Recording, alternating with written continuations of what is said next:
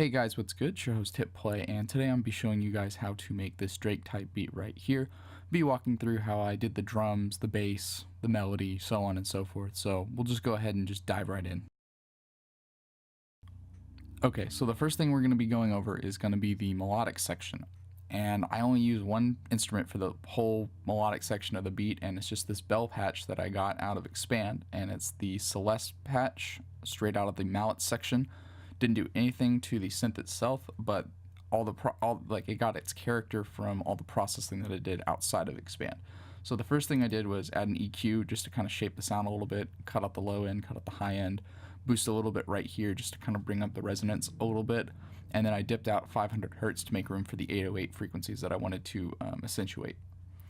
The next thing is I just added a ping pong delay with a pretty high feedback. It was too stereo, so I brought down the stereo width a little bit. I just wanted it to be a little bit wider. I didn't want it to be super wide. And then I just cut the lows and the highs out of the delay and boosted the dry wet a little bit. The next thing is I added LFO tool, which is, if you don't know what it is, it's basically a automator. So you can basically modulate or draw in a curve to modulate the volume, a filter, or the pan position of any sound. So it's super handy to give something like maybe like a sampled feel, or just like maybe make it feel like something just like cut, you know. So if I play the sound right now with it off, it kind of loses like the bounce that it had in the song.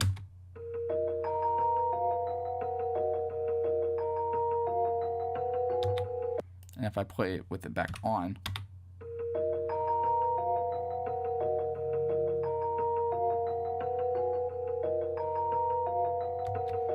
it just kind of accentuates a groove that it had.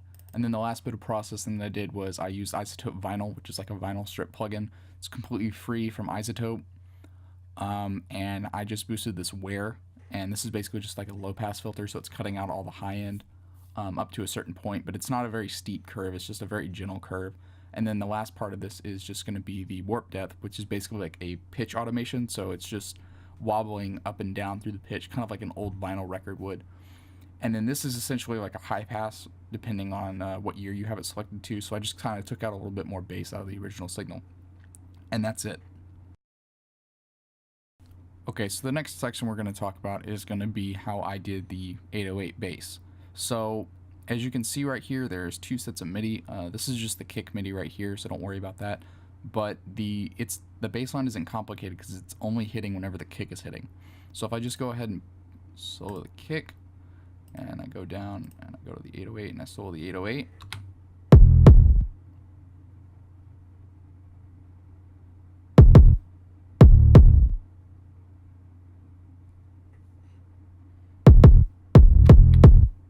And that's it. That's just basically the bass line in a nutshell. As you can see, like I've added some pitch bends down here, and just to kind of give it a little bit more life.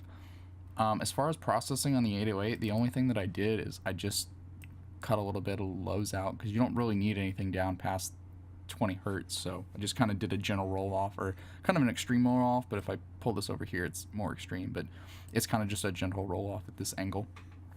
So it's just making some more room with cutting frequencies that you don't need in the mix, and you can definitely get your mixes a little bit louder if you definitely cut out all the frequencies you're not really using.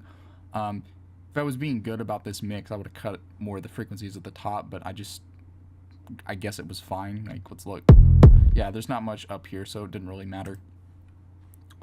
And I got this 808 out of a contact library, and it is the Echo Soundworks Sub-Zero 808. It's a really good library. It's got some really unique 808s that you can't really find anywhere else, so definitely go check that out. And that's basically it for the 808 bass, guys. Okay, so the next section we're going to talk about is how I did the drums and how I got the bounce and the groove of the song to be the way that it did. So, fair warning on this, guys, most of my tracks, all I do is I just kind of click around and I just kind of fill in gaps as I see fit. So there's not really a method as to how I do my drums. So if you're looking for like how to get drums that sound just like mine, I can't really tell you, because I just put them together the way that I want to put them together. So, but I've got them all soloed. I'm gonna play through it real quick and just check that out.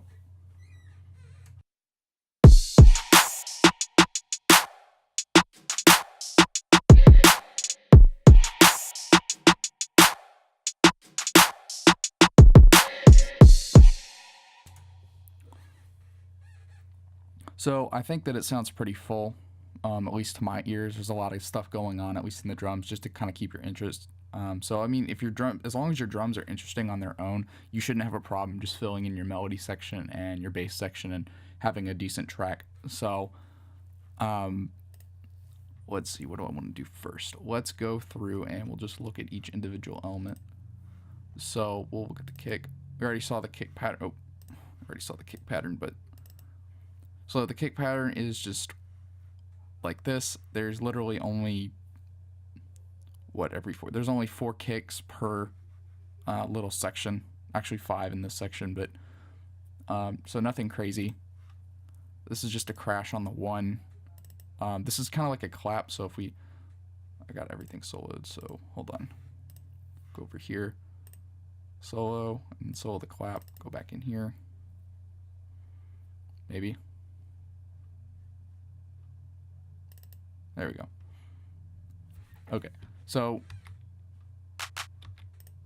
if you look, the velocity is really low on this clap, so it just kind of gives it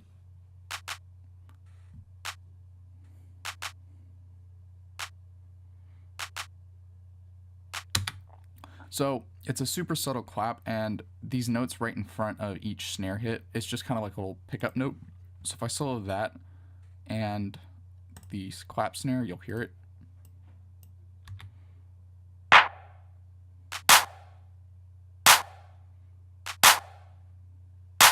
So it's just something super subtle just to kind of keep your interest and pick up and like just like a pre-hit essentially. So, and then right over here, before I forget, this is just a filter automation that I did to kind of make like a little pre-chorus section between each part. So technically this could be like 12 bars or 16 bars, depending on what the artist would want to do with it. But we'll get more into the arrangement in another section. So the next thing is going to be this bounce snare.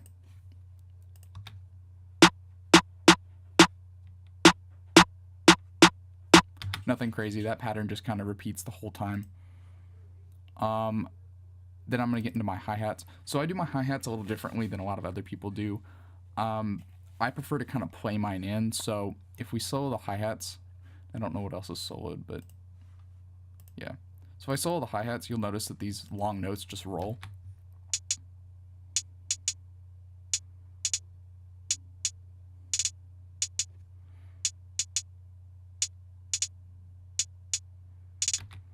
So I don't know how many DAWs can actually do this. I know Reason can, and I think Ableton probably could. But I was really happy when Studio One was able to do it. So basically what it is this is the MPC sampler in Studio One. But basically it's just the same sample mapped out across different keys. And it's just got a arpeggiator on each one of these that's at a different rate, so you can actually play in the hi-hats. So sometimes I'll play them in, sometimes I'll write them in like the normal way you would, so like by, you know, clicking in all your triplets or your really fast notes in the sequencer, but a lot of times I'll just play around with it and I'll get what I want. Then the next part is going to be these perk, and basically this is just, let's see. So yeah, this is just a random perk sound that's like drowned in reverb, and this is just an open hat and then the same open hat pitch down.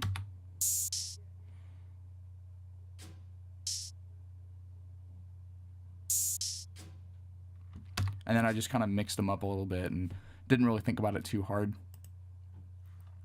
Then the last part of the drums, I put my Vox samples in the drums. So it's nothing too crazy, but it's just, I think it's 2 hay samples and one's pitched down.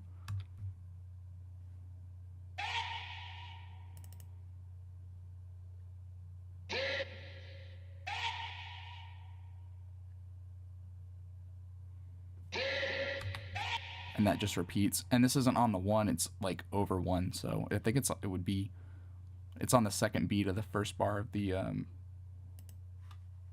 chorus section. And that's pretty much it for the drums. And the only other thing is going to be this effect, and this is basically just the crash that is so there's just a crash that I use to make a reverse. So if I just solo this crash,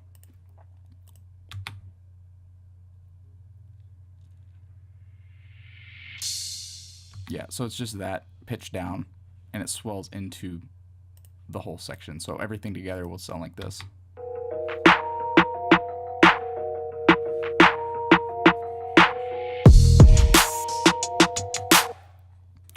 And that is it for the drums, guys. Okay, so now we're going to get into the arrangement of the track, and essentially it's super simple. It's just I believe it's an 8-bar intro. Let's check. Yeah, it's just a little 8-bar intro. This little section, it's like a pre-chorus essentially,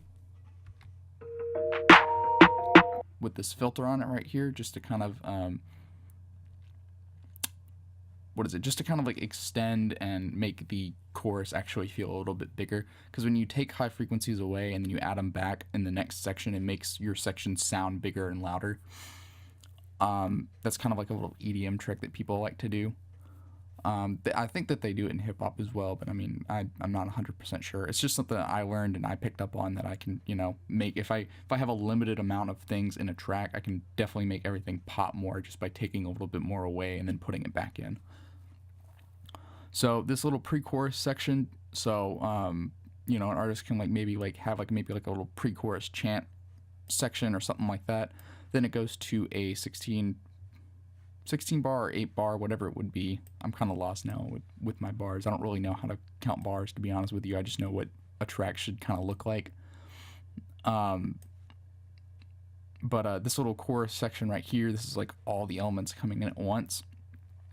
And then as for the rest of the song, it's just taking away and building back up, and then back to this little pre-chorus area, because I thought it would be cool to have like the same area come back in with the verse, or not with the verse, with the chorus. And then this section right here. So this section's kind of starting to get big again. And then this just basically takes everything out. So essentially this is basically the chorus section again, but because it's kind of in the middle, it's not that big a deal. So, and especially since I'm taking everything away in the next section, so it works. It sounds fine. And that basically just repeats through the whole beat. So, and that's the arrangement. And then I think, yeah, at the very end, I gave like a different little ending section. So I'm kind of a firm believer of like not doing the same thing twice, essentially. So, and the other thing is too, is like if there's an artist that's really smart and they're really creative with their stuff, they can typically take my outros and maybe cut and replace a different section. With just with the 2-track, and get a different effect in a different spot. So if we just play this outro.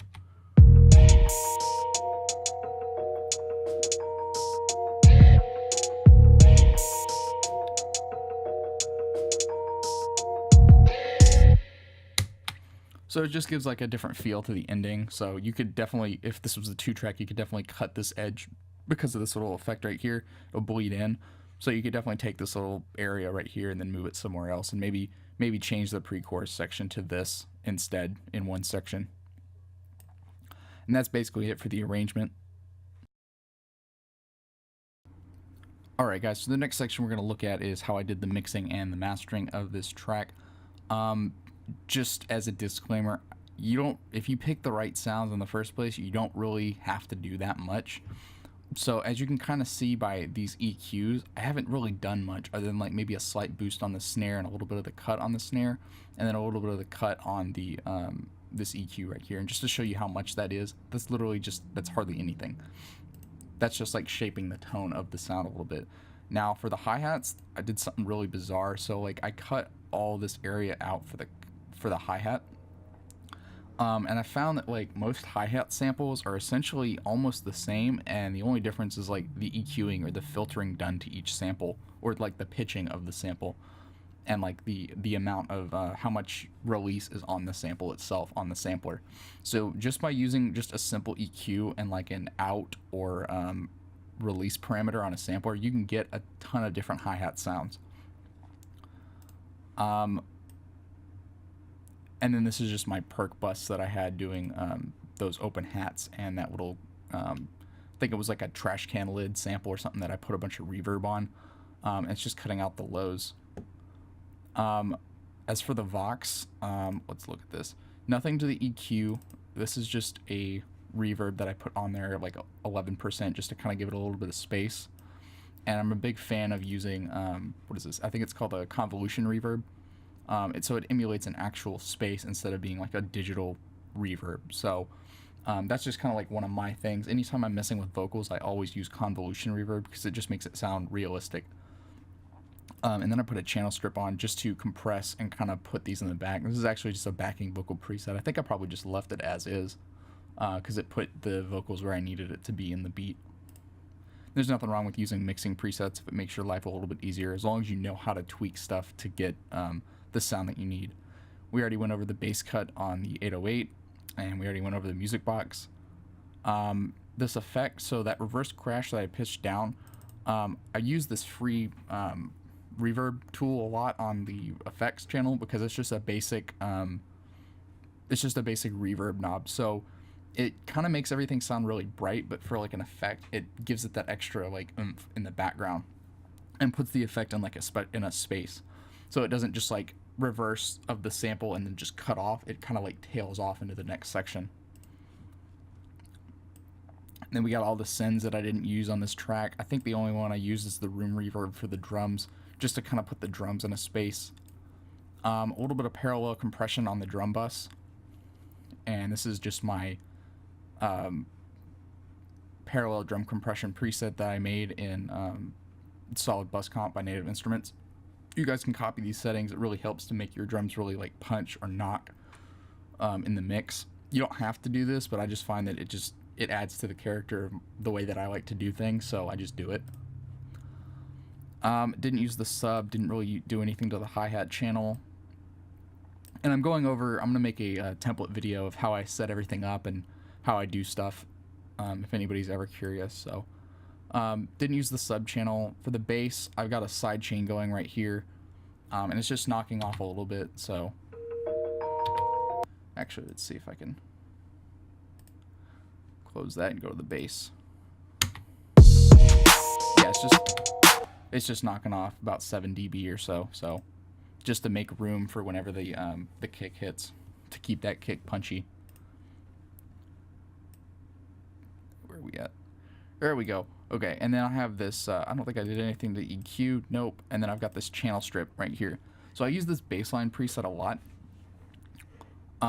Reason being is it just kind of works, and I'll mess with the sub or this high end range and the 500 hertz, but I'll just put this on and I'll just leave it, and if the bass sounds good with everything else playing through it, then I'll just kind of leave it as is. If it needs more emphasis in 500 hertz, then I'll come back and I'll just raise this to 0, or I'll boost it up a little bit just to kind of give it that tone that I like.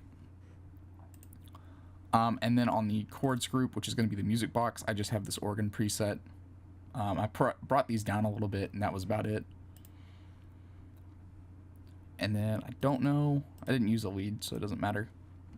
So then that filter effect that I got, I could have used DJM filter, which is like a free filter plugin, but I used Tornado because this low pass just sounds more like a Drake filter to me because of the way that the resonance was set, so I just kind of use that. Highly recommend this plugin, it's super, super useful. And then we'll go into the master. So just a bus compressor, just a master bus preset, didn't do anything to it.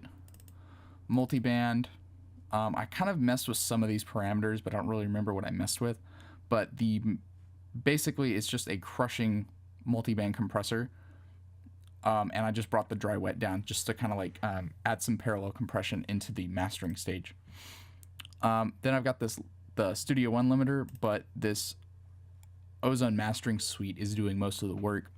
So we'll go in and I'll show you all this. I'm a big fan of like parallel processing on a lot of things. So like I basically brought these blends to an appropriate level for this track and then brought the amounts to where they needed to be. So a good way to look at an exciter is basically just an EQ that's going to excite or accentuate certain frequency ranges whenever you bring this up. Then I've got a mastering EQ, and it's just cutting all the lows, cutting all the highs, and rolling the top and the bottom to kind of like make the top and the bottom stick out a little bit more. Vintage EQ boosting at 4 kilohertz. That's about it. That's on the side. On the mid side, I'm dropping some of this out right here. Can we look at just this? Nope, just the stereo. Interesting. Okay. Multiband compressor again, but this is doing like, it's not dry wet, it's just solid multiband compression. And it's doing a bit of work keeping everything kind of tight and together. The more you can kind of compress and get away with and make your transients and your peaks and your audio kind of like even before you put the limiter on it, it'll definitely be able to help make your track a lot louder. Here's the imager. So I see a lot of guys in hip-hop music, whenever they're using ozone, like other tutorials on YouTube, they're pulling this down right here, and that's fine, you can do that, but I just kind of like to make this section just a little bit wide, just so it's kind of like around the listener, not like not so it sounds the same, you know. And then the maximizer, I've got the attack at like 0.5, transient emphasis at like 32. This technically should be at -3, but I guess I left it at 0.1 for whatever reason, but it still sounded fine. This is just to give the rapper headroom to rap over, so that whenever they go to the studio or they're working by themselves, they have enough room to rap on the beat and still put another limiter on it to bring it the rest of the way to make it loud. So typically I'm doing like 0.3 right now, but I think when I made this beat I was still doing 0.1. So it's on the balance setting, and I brought the threshold down pretty low, and then if we play the beat, let's see. I'm going to pull this down because I don't want it to be too loud because I want to talk over it. There you go. So if we look, I am kind of crushing this beat a lot. Typically, I only like to go for about, you know, -3, -4 dB of gain reduction, but this beat, there was hardly anything in it, so I just kind of finished pushing it the rest of the way. So you could definitely still make it louder for sure, but I just thought it would be, you know, it just sounded better to be this loud with not that much stuff in it. So put this back. Can I hit Command click? I cannot, so I'm going to go back to 0. And then the other thing is, like, I shoot for my RMS to be, let's see. Typically I shoot for about 4.0, so if you can get your RMS to like 4.0, you're in good shape. This one went up to about 0.3, I think I saw, or 3.1. So it's a pretty loud track. I think if you go, what is it? If you're getting close to like 0.2, 0.1, or -0.2, -0.1 RMS, you got a pretty loud track on your hands. So don't ever worry about it being too quiet. And I think that just basically sums everything else up. So I just wanted to thank you for checking out this tutorial, and hopefully it helped you on your music production journey. If you have any questions or about anything, feel free to comment down below, or any topics for any future videos, feel free to comment down below as well. If this video helped you out at all, please like, and if you want to keep up to date with all my tips and tricks and all that kind of stuff, feel free to subscribe, and I'll catch y'all later.